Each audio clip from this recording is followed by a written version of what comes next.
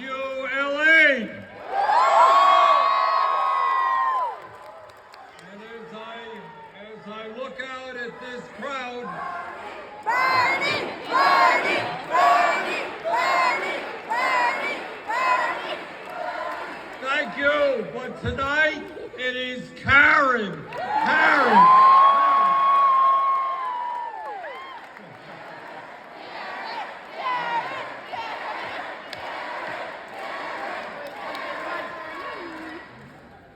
Look, what I came to LA for is to elect a very good and decent human being who has been a leader in Congress on all of the economic, social, racial, and environmental issues that we face. She has been a leader in Congress, and she is going to be the leading mayor of a major city in this country. Now, I want to do something tonight that is not often done by politicians. I'm going to tell you the truth. And the truth is that we live in an unprecedented moment in American history where the challenges we face today are more difficult than at any time in our lifetimes. That is the reality. I wish I could tell you something else, but that is not the case. So in the midst of these unprecedented moments, we have an unprecedented midterm election. And this entire election, from LA to Vermont and all across this country, is whether or not we stand up for justice and decency, or we vote for people who are trying to tear us apart.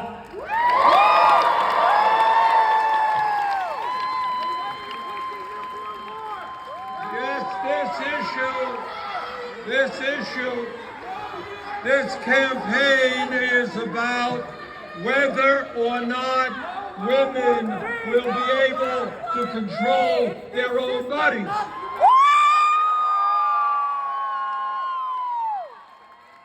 Unbelievably, in the year 2022, the Supreme Court of the United States said that women are too dumb to make their own decision. Well, we say otherwise. We say the Supreme Court is awfully dumb in terms of their decision. This campaign is about whether we deal with the existential threat of climate change.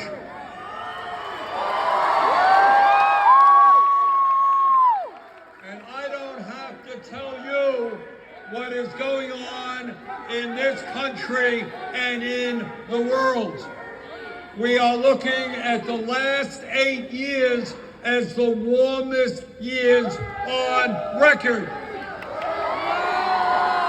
We are looking at more drought, more floods, more extreme weather disturbances. And in terms of disturbances, we're not going to allow a handful of people to disrupt this meeting.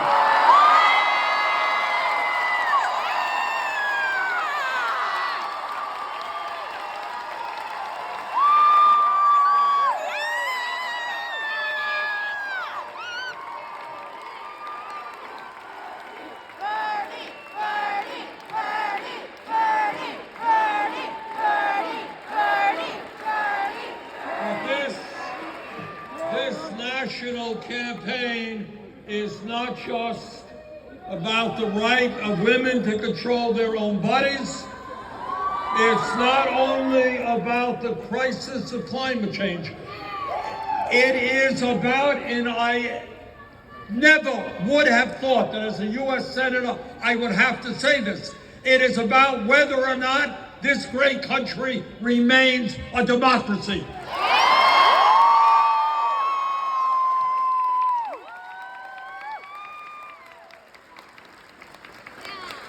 Too many brave men and women have fought and died to defend American democracy, and we're not going to let Trump and his right-wing extremists deny us what we have fought for. So I got news for all the right-wing extremists out there. Trump lost the election, Biden won.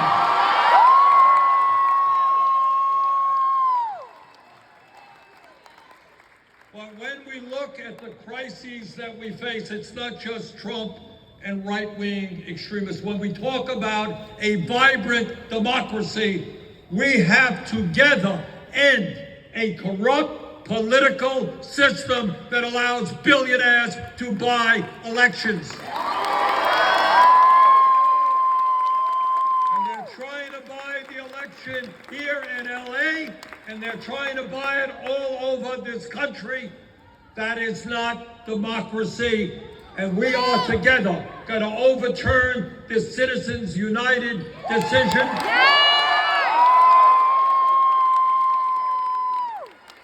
And we are going to move to public funding of elections.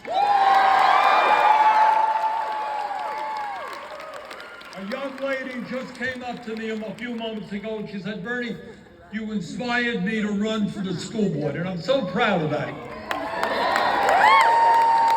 And I want all of you to think about jumping into politics and running for office, but I don't want you to have to spend half your lives begging for campaign contributions from billionaires.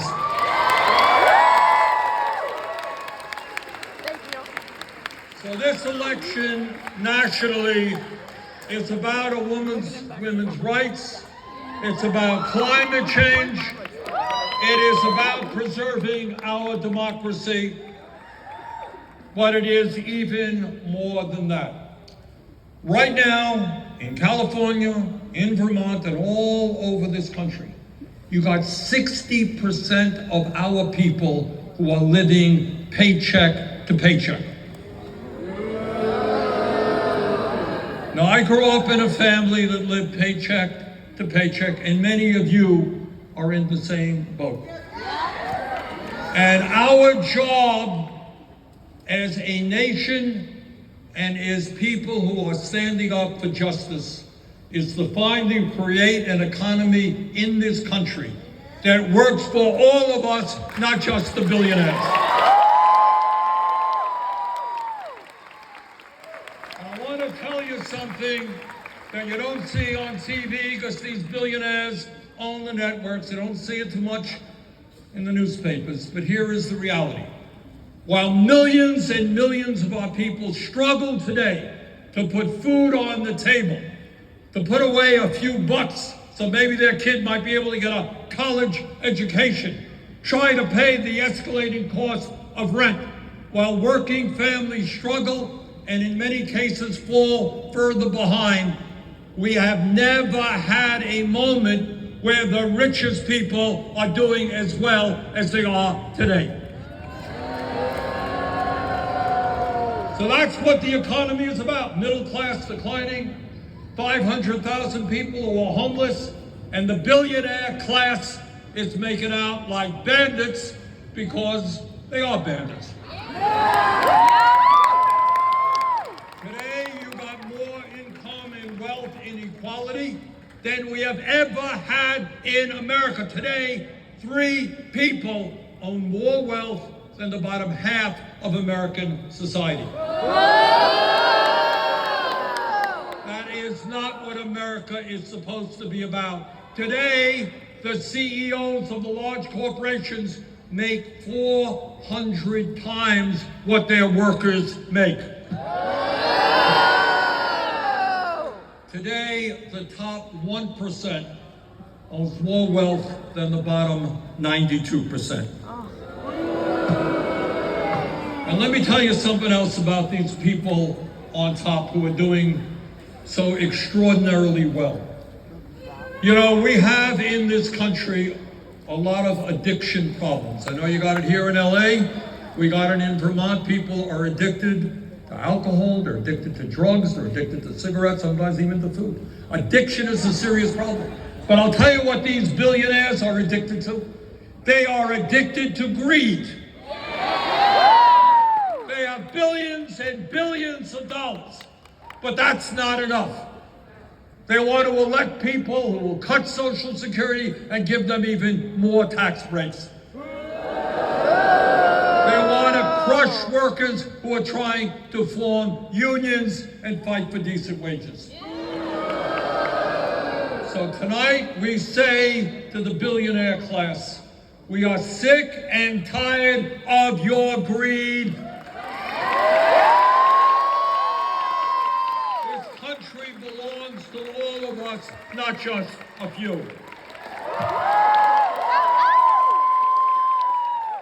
Now, you know, some of these Republicans run around the country and they're talking about inflation, and it's all Joe Biden's fault or Bernie Sanders' fault.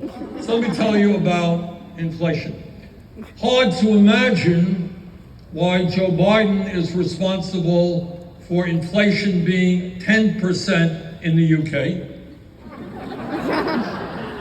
Hard to understand how Bernie Sanders is responsible for 11% inflation in Europe.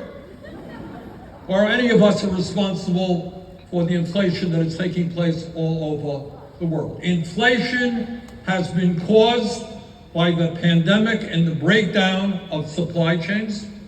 It has been caused by the horrific war and destructive war in the Ukraine. But I want to tell you the major reason that we are seeing 8% inflation in America. And 54% of the cost of inflation is a direct result of corporations jacking up profits so that they are making record-breaking profits today. All right, you want to know why gas $6 or $7 a gallon here in LA?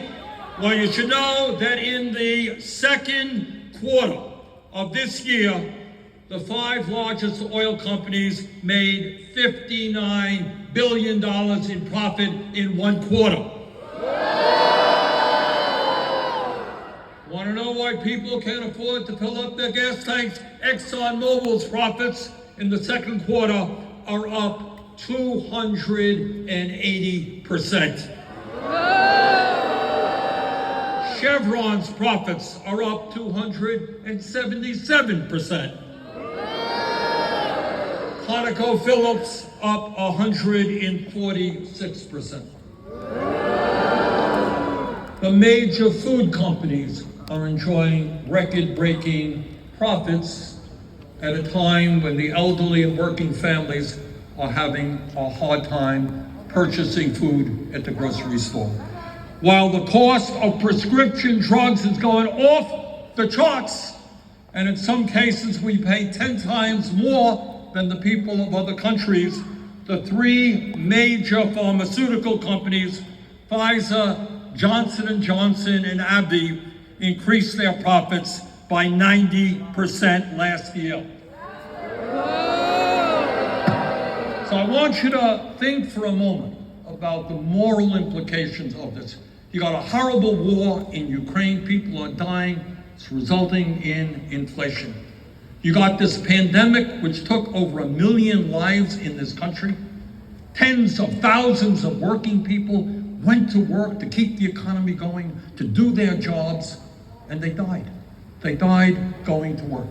And yet these greedy bastards on top are taking advantage of all of this. Instead of saying, my God, look at what's going on in the world, what can we do to make life more affordable for working people? They are using this moment in order to make record-breaking profits by driving prices up. And that is why, together, we are going to have a windfall profits tax on these people.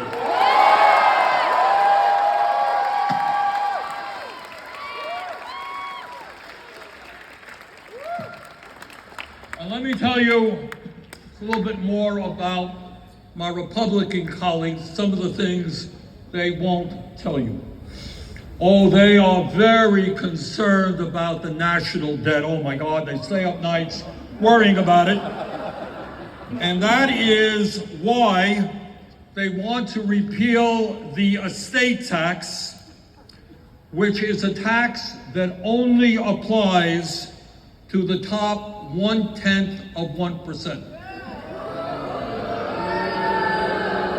And if that estate tax was repealed, and they want to do that, it would mean the national debt would go up by $1.75 trillion.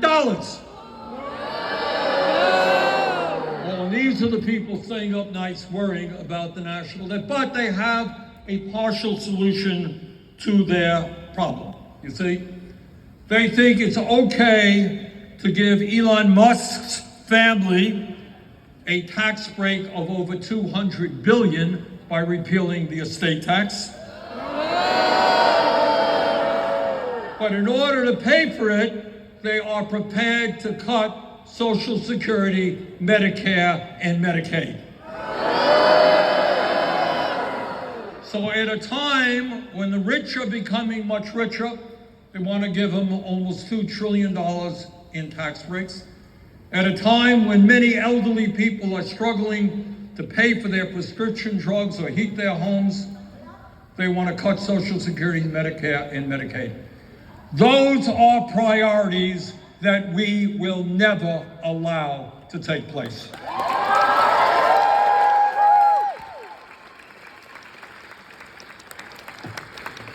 This campaign here in LA and all over the country is not only about opposing right-wing extremism, which it is. It's not only taking on the billionaire class and all of their wealth and power, which it is.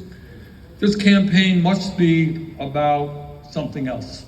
It must be our fight for a vision that creates a nation and a government that works for all and not just the few.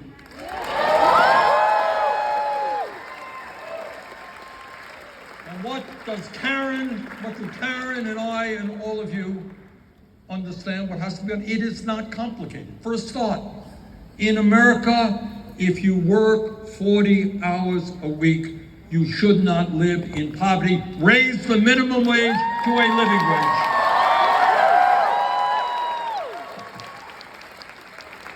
In America, workers have the constitutional right to form unions.